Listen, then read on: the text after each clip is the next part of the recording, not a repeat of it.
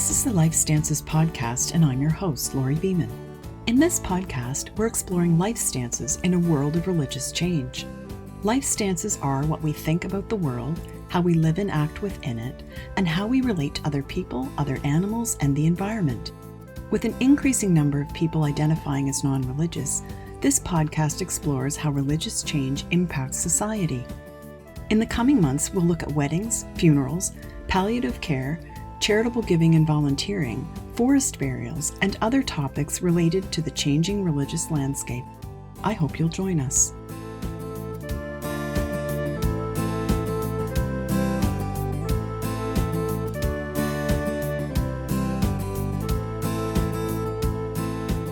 Imagine you're attending a council meeting in your town. You've only just moved there and you've never been to a meeting before. In fact, it's your first time ever attending a council meeting. There are plans to open a safe injection site near where you live. And while you're still new to the community, you want to voice your opinion. The issue has generated a lot of controversy, and it's spurred you into thinking about getting more involved in your community and in local politics. You enter the room just before the meeting starts. You're a little nervous, and you aren't sure what to expect. The room is already full, but you find a seat and wait for the meeting to begin. The mayor calls for everyone to take their seats, and the chatter in the room dies down. What happens next surprises you. The mayor stands up and says, "O God, eternal and almighty, from whom all power and wisdom flow, we're assembled here in your presence to ensure the good of our city and its prosperity. We beseech you to grant us the enlightenment and energy necessary for our deliberations to promote the honor and glory of your holy name and the spiritual and material well-being of our city. Amen." Others in the room repeat Amen too. The mayor then makes the sign of the cross before sitting down. With everyone now seated, you notice that behind the mayor and the other councillors are a crucifix on the wall and a small statue of Jesus. Maybe this prayer makes you feel comfortable and comforted. Perhaps this is part of your religious tradition. Or perhaps it's not your tradition, but you recognize that this is a common Christian ritual and you accept that you live in a country that has been shaped by Christianity. Or maybe the situation makes you feel awkward and out of place. Maybe you feel like an outsider and that you don't belong in the meeting or in the community.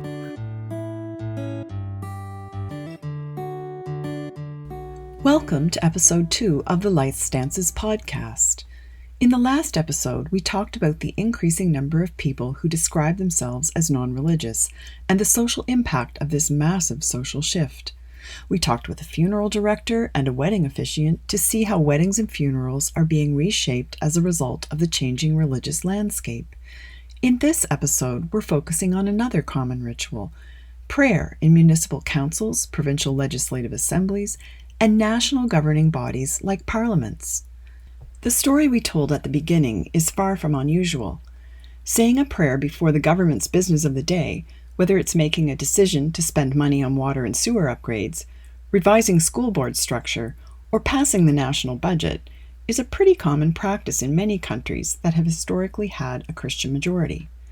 Today we're focusing on Canada, but the issues we raise are relevant in other countries too. In Australia, for example, a recent study found that in some states, over half of the municipal councils opened with a prayer. There is also a prayer read before each sitting of the Australian Parliament.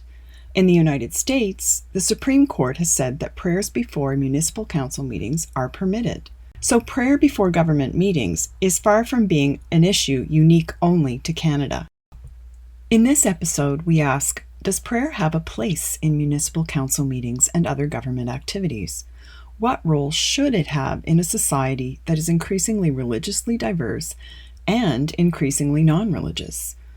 And how do we create inclusive spaces so that people who have a religious commitment, as well as those who don't, feel respected? To answer these questions, we talked with Dr. Teale Phelps Bondaroff, a municipal councillor for the district of Saanich in the Canadian province of British Columbia, and the research coordinator for the British Columbia Humanist Association. We also hear from the Reverend Canon Dr. Eric Beresford, who is the priest in charge at the Church of St. Mary Magdalene in Toronto. As we'll see, Teale and Eric share a common view about prayers in public ritual, but they come to their conclusions in different ways. And I'll tell you what got me to this research, Laurie, was whenever I moved to, I'm a political scientist and I love politics. I'm a city councillor. I do politics recreationally for a living. I study it academically. That's Teale Phelps Bondaroff. And when I move to a new town or province or country, I will get involved in politics. And when I moved to British Columbia and to Victoria, I went to question period to watch our legislature in action and was quite unhappy to see the meeting open with a prayer. Teale questioned his MLA or member of Legislative Assembly about this, and they said, "Oh, well, hey, it's okay. We start with a prayer, but lots of different religions are represented. There were a couple Jewish prayers there recently, for example." I said to myself, well, I wonder how many Jewish prayers or how many prayers from non-Christian faith traditions. So I went and looked at it, and it turned out that the data didn't exist. So I had to get a research team together. With his team of 50 volunteers, Teale analyzed 870 prayers. It turned out that most were religious, and almost all were overtly Christian. And those Jewish prayers, only 2%. Remember our opening visit to the council meeting? This is actually similar to the real story of Alain Simoneau, who attended local council meetings in the city of Saguenay in Quebec beginning in 2006. Mr. Simoneau is an atheist, and he objected to the recitation of a prayer at the beginning of the meeting. When he expressed his view that the prayer should stop, the mayor persisted. Alain Simoneau launched a legal challenge, and the case eventually worked its way up to the Supreme Court of Canada. In 2015, the court said that prayer before these meetings was inappropriate, and that the state has a duty to be neutral in matters of religion. The state can't favor any particular kind of belief over others. But why? The thinking is that doing so would create a hierarchy of beliefs. This would mean that some beliefs are privileged over others. Some groups would be included, others would be excluded. And this, the court suggested, was unacceptable in a diverse and multicultural Canadian society. The court said that the prayers at the Saguenay Council meeting must stop. The case prompted many cities and towns across Canada to rethink the practice of prayer before their meetings. Yet, as Teale tells us, these prayers often remain despite the court's decision. The BC Humanist Association has been looking at prayer in municipal councils for the past few years. We found a lot of examples of municipalities continuing to break the requirements of Saguenay. And so in British Columbia, in 2018, we looked at inaugural meetings. Those are meetings that occur right after an election has taken place. There tends to be a bit more ceremonial elements. There's piping, there's sometimes drumming, speeches, and people are being sworn in. And what we found was 23 municipalities in British Columbia had prayer in their inaugural meetings in that year. And that's 162 municipalities. And we then looked into that in the most recent round of inaugural councils, 2022, and we found only 6. This was also the case in other provinces that Teale's team looked at. In 2018, when the group did their analysis, Manitoba still had 7 municipalities continuing to say prayers in their inaugural meetings. In Ontario, nearly half of the 328 municipalities with populations over 1,000 were still saying prayers at their inaugural meetings. It's important to note, though, as Teale does, that these are only at the inaugural meetings, which open the first meeting of the year. There were fewer prayers at regular council meetings. So in British Columbia, we had no municipalities that had prayer at regular sessions. And this was the issue at the heart of the case of Saguenay, right? Every meeting of the Saguenay Municipal Council was opening with an overtly Christian prayer that was delivered by the whole council and mayor. And the inaugural prayers are sort of one sort of snapshot. In other provinces across the rest of the country, however, Teale's team found that there were still municipalities that were saying prayers at the beginning of regular council meetings. What about at the federal and provincial levels? Here's Teale. Federally, the House of Commons and the Senate both begin with the Speaker reading a standard non-denominational prayer followed by a moment of silent reflection. Working away across the country, British Columbia opens its legislature with a prayer or reflection delivered by an MLA, and there's also a sample prayer sheet that MLAs can read off of. And the sample sheet of prayers used to have 6 prayers that were pretty Christian sounding, although some of them were somewhat sort of, non-denominational. And now they have a list that includes prayers for non-Christian faith traditions and an Indigenous territorial welcome. So some improvement there in British Columbia. In other provinces, Teale and his team found similar practices. In some provincial legislatures, the speaker reads a prayer that they devise themselves. Others read the Lord's Prayer. And in others, there are standard non-denominational prayers. I would put air quotes around non-denominational insofar as they are non-denominational, but they're still typically Christian prayers. They may not mention specific deities, but they do follow the standard structure of a Christian prayer. And they're just simply non-denominational insofar as, they're generically Christian, if I could say. In addition to Christian prayers, there are also some legislatures, such as Ontario's, that have a rotating prayer schedule from Indigenous, Buddhist, Muslim, Jewish, Baha'i, or Sikh perspectives. And in Quebec, there's a moment of silent reflection. So there's considerable diversity in practice across the country, but what is generally the case is that legislatures open with prayers in Canada, and the majority of them are Christian prayers. And so other prayers are either treated as guests on a rotating list, or they're lucky to get said if an MLA decides to deliver a prayer of that type. So at this point, we can say that prayers, especially Christian prayers, still occur in some municipalities, provincial government houses, and even in Parliament. But you might be asking yourself, so what? Is this really a problem? Some people might argue that even if these prayers are almost always Christian, this is part of our heritage and culture. In fact, that was part of the argument made by the city of Saguenay when it defended the Christian prayer said by the mayor and council. But who exactly is the we when we talk about our heritage and our culture? This is something that was raised by Eric Beresford, an Anglican priest, when we asked him about whether these kinds of prayers represented our culture, whatever that might mean. I live in Little Italy, in downtown Toronto, and English is probably not the most. I went for breakfast this morning. The language around me was Portuguese. It was Portuguese, not English. On the streets, I live in the midst of a part of the city that reflects the whole idea of our country being a mosaic. And we have always been a country of immigrants. I'm a Johnny-come-lately, but I am here as an immigrant too. And I think the reality is, therefore, that what you mean by culture in Canada, if you're being serious about it, has always been something that's moved, something that's changed, something that's been reshaped. So the neighborhood I live in has gone through several transitions. At one point in its history, it was a profoundly Jewish neighborhood. And the oldest Orthodox synagogue in the city, sadly no longer in use, is 3.5 blocks away from me. The local school at one point had 70 different languages functioning within it. So much so that a local political scientist has written a book about it as an example of multiculturalism through education. So I think, this is my context. This is my Canada. And so, I'm not sure what people mean when they say it's about our heritage and culture. I fear what they mean is a very Anglo-centric, culturally homogenous understanding of who we are as Canadians and where we've come from. And I don't think that's adequate to our history. This is one of the problems Eric had with public prayers, but a related danger for him is when prayers become too entangled with government affairs.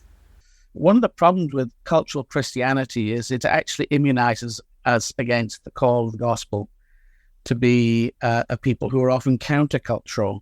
It seems to me the church has always been at its best as the opposition rather than government. When we're calling our society to account for its mistreatment of people around us, whether it be historically over issues like slavery, for example. It's easy to condemn Christianity that we didn't hit out at that as early as we should have done, but it's undeniable that Christian leaders were amongst the key leaders, both in North America and in Europe, to the involved in the abolition of slavery. So, I think that Christianity by its nature is not cultural; it's countercultural, and I think we as Christians should be very careful about being co-opted for that. Eric seems to be suggesting that there are two issues he has with prayer in such settings: inclusivity and authenticity. On the one hand, particularly in a diverse country like Canada and a diverse city like Toronto, Christian prayer is inappropriate since it does not accurately reflect that diversity. On the other hand, saying a prayer before state meetings is in some way inauthentic to the Christian tradition. That is, it's not right to entangle prayer with the state in this way. Well, both inclusivity and authenticity, actually, in the cultural experience. I obviously, as a Christian minister, my primary responsibility is to be concerned about the authenticity of the expression of Christian faith. But as a Canadian, I'm also concerned to be authentic to the history and reality of Canada, including its really wonderful moments and its less wonderful moments. And we remember those to be formed and shaped by them and to become more truly who we should be as Canadians. So I think authenticity is on both sides. But yes, there is, I think, a danger of using cultural language in ways that are quite exclusive and intended to be. Teale makes a similar argument about inclusivity when we asked him what, in his view, was wrong with prayers. So we want our legislatures to be welcoming to all people, regardless of their faith or lack thereof. And when you open a session, whether it's a municipal council meeting or a provincial legislature with prayer, what you're saying is that people who don't believe in that religion are guests in that space, are less welcome than others. And that's a major problem. As a city councillor, I regularly now have people presenting at the microphone speaking to us, whether it's about dogs in parks, housing developments, road safety. And people come to the microphone and they're visibly nervous. This might be the only time they speak to their city council. It might be the only time they ever speak in front of a camera. It's recorded, it's live on the internet, it's recorded on the internet forevermore. And there's a lot of barriers that prevent someone from speaking at a city council meeting. And having that person feel like they're less welcome in that space because that space is overtly tagged with a specific religious faith tradition is another barrier that makes that person feel less invited, less welcome, less part of our legislative process. But starting a meeting with prayer tells people that this body belongs to one faith tradition over others. And what was really interesting is when you look at the prayers themselves, sometimes people think, oh, what's wrong with an innocuous sort of, hey, everybody, let's praise one deity and then get to work. But one of the features we noticed of prayer in municipal councils in British Columbia was creeping theocracy. And this would be people delivering prayers where they're not having a conversation between themselves and their deity. They're basically saying, and someplace overtly saying, that the deity put the city council in place to govern on their behalf. And by their behalf, I mean on behalf of that deity. So what you have is you have a representative of a religious group getting up and saying, like, God put you in your position so you can govern the city of Nanaimo, for example. And that's a problem because anyone who's not part of that faith tradition, or even people who are within a different sect of that faith tradition, are going to feel excluded. And that's not what we want to have people feel when they're engaging in our political process. The need to balance the interests of people of different religions and none is one reason why some people talk about the separation of religion from the state. But different countries have different approaches to the degree to which religion and the state are separate.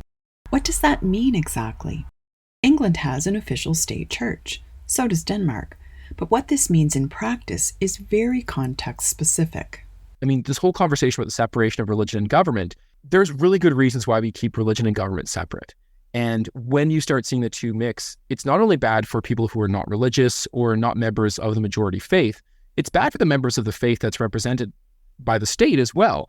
Everybody loses in that situation. People who are religious and their religion is the hegemonic religion, then they have the state interfering in their religion. And people who are not part of the majoritarian religion, are excluded or treated as second-class citizens or somehow excluded from the process. And that's a problem. And then, of course, the conversation around people who don't have a faith tradition needs to be had, and those people are also excluded. But what to do instead? If prayers make some people feel excluded, what alternatives are there? Eric talked to us about his experiences trying to create an approach that is more inclusive. I was part of a body that was put together a long time ago now by the Canadian Council of Churches, because you may or may not remember the Swiss air accident in Nova Scotia. Following that, there was a public service of prayer. I mean, a little bit different, but it was a public service of prayer in which, because of objections that were raised, the Christian was told they could not refer to Jesus Christ or the New Testament. And that caused a bit of anxiety because other religious traditions were referring to their sacred texts. And the response was, well, yes, but that's an exclusive sacred text. Well, so were some of the others, actually.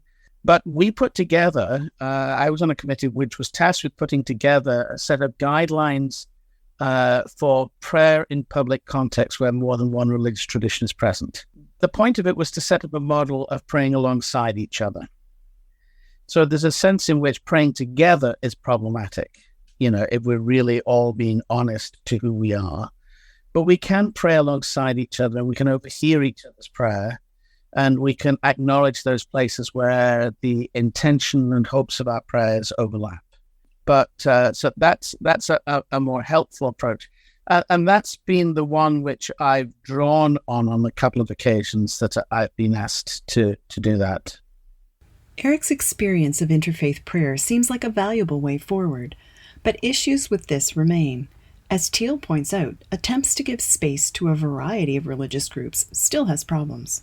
We've seen a couple municipalities attempt to be more ecumenical. So the city of Vancouver, rather than opening their 2022 inaugural prayer with one prayer, opened with 5. They had Catholic, Protestant, Jewish, Sikh, and Muslim prayers. And that sends a really strong signal that Vancouver is this ecumenical place where people of all faith traditions or some faith traditions are welcome. But that also sends a message that says people who aren't from those faith traditions are not recognized. And on top of that, people with no faith tradition, which is pushing 56% of British Columbia, those people are not represented or not as welcome or treated as second-class citizens. A moment of silence is another alternative that is sometimes used. We asked Eric if this is an effective compromise. It's an alternative, and it may be a better alternative than some of the moments of prayer that get offered. I would want to hope that the moment of silence isn't simply a chance to shuffle my papers or to prepare my riposte to somebody in the room who I don't agree with. I would hope that the moment of silence could be an opportunity to still my own heart and prepare myself to listen, to hear, and to respond positively, constructively, generously to what happens in debate. The thing that most often, to my mind, distorts political debate in our institutions is actually not what happens in the prayer. It's the sense that everybody there is representing a certain group of people. And I'm reminded of Archbishop Michael Pierce's speaking to delegates to General Synod over the years. And he would always remind them, from this moment on, you are not delegates to Synod, you are members of Synod. You're not here to represent some imagined others. You're here to listen, to reflect, to engage, and under the guidance of the Holy Spirit, to seek to debate and discern. That's what you're here for. And you're here with the responsibility to do that. So, to work.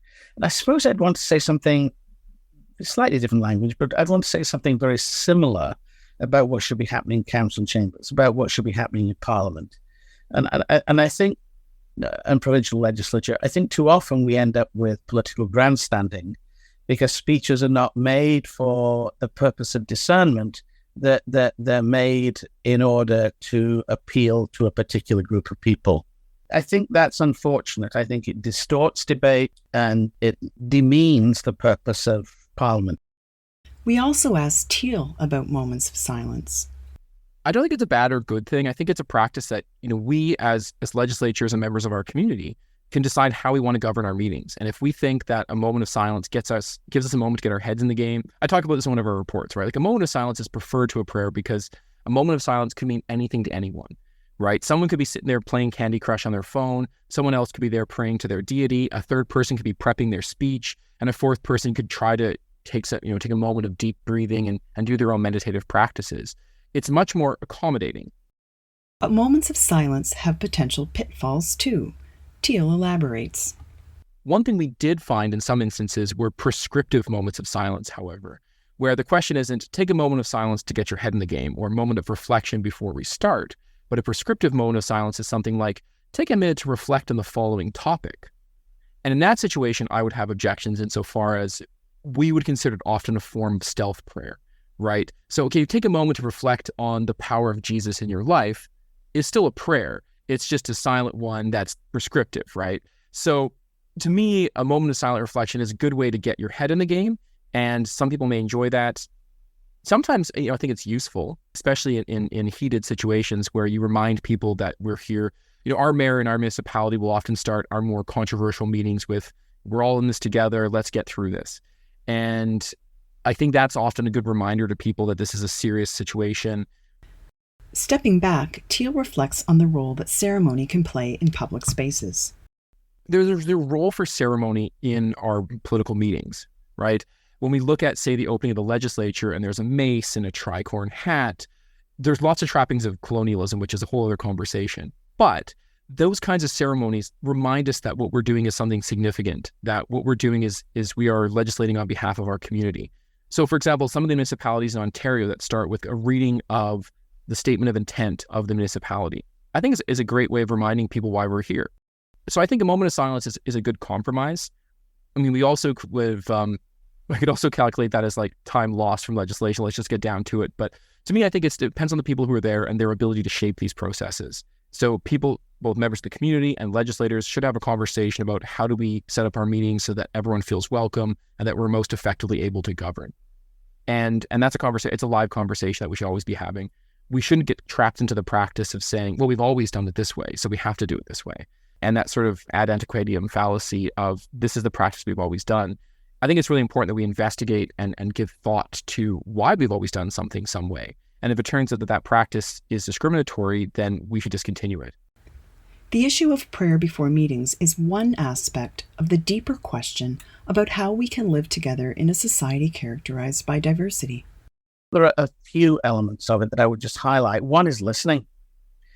When times of disagreement, people are more willing to accept whatever compromise we come up with if they feel they've been heard than if they've not been heard. And I think that's profoundly important. I would, from my own perspective, add a priority to those who have been historically disadvantaged or dispossessed. You say we're a diverse society and always have been, but that diversity has not always been represented at the levels of government. And so, we've been a society where at the level of government, we actually look remarkably homogenous. I mean, even to this date, the numbers of women in the House of Commons is, I think, somewhat less than the percentage of women in our population. For example, people of color, Indigenous peoples. But so I think I would, and this comes very specifically from my Christian faith, obviously, I think a preferential option to hearing those who often are not heard. And doesn't mean you do everything you're asked for, but it means you hear and you make it clear that you've listened and you've heard and you have responded in ways that show that. I suppose I would see something similar on a larger scale. Where are the places we can agree? Where are the places where we disagree? And in those areas where we disagree, do we simply disagree? Or are there cultural norms that have been developing in our society over a period of time that transcend some of the original religious commitments, but which bind us all together? Inclusion can be difficult and complex, and what neutrality means is also not always clear. When the clerk of the BC legislature asked for sample prayers, the BC Humanists submitted a list of prayers that turned Saguenay on its head. Saguenay talked about what is true neutrality, and true neutrality is abstention. It's not saying yes or no, it's abstention. And that means not having a prayer, rather than including one prayer or a prayer from a different faith tradition. So the invocations, the declarations that we included were ones that challenged religious beliefs. So, for example, we had There are almost certainly no gods. Therefore, let us commit ourselves to tackling the challenges that face our province with reason, wisdom, and empathy. And I like that one because it really challenges it is the opposite of a declaration that there is a God and therefore let's govern on behalf of that God. And that was kind of the most aggressive one that we had here. The other ones we had were actually somewhat more poetic, but I still like that one. Take a moment to look around the room at all of the people here, in this moment, sharing together this extraordinary experience of being alive. Let us rededicate ourselves towards working towards improving the lives of the people of our province. Or, we come from a variety of backgrounds and interests, but the passion that ignites us all is the passion for improving the lives of British Columbians. Let us fulfill the great responsibility we've been given with reason, informed by compassion, empathy, and science. The first prayer Teale mentioned was tongue-in-cheek, meant to drive home the point about neutrality. Yet the other two prayers aimed to unify members of the councils or legislatures around a common goal. This was something raised by Eric as well when we asked how he would open a council meeting. I think the time of silence is a good one, but it should be guided. Let's take a moment to reflect on the issues that are on our agenda today, to think about those who will be affected by those decisions, to think about those with whom we will agree and those with whom we will disagree, and to think about how we find the human in each other.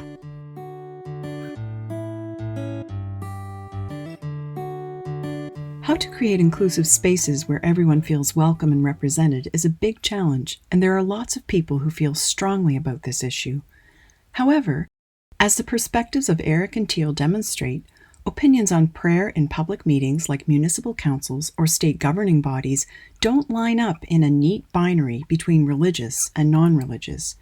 Both argue for rethinking this practice, and each begins with the goal of living well together in a diverse society. When we think about the difficult task of recrafting rituals through conversation and compromise, their agreement is encouraging. In our first episode, we explored how the increase in non-religion is reshaping many of our public rituals, whether it be how we get married or how we mark the loss of a loved one. The same was true for this episode. While public prayers before government meetings are still a common feature in many societies with a Christian heritage, their presence is increasingly being called into question, and from different perspectives. As we saw, even though Teale and Eric have different life stances, they arrive at a similar conclusion on this issue. In our increasingly complex societies with increased religious and non-religious diversity, our rituals will be reshaped, and things we might take for granted as obvious will be reconsidered. We'll continue to delve into these changes in future episodes. We hope you'll join us.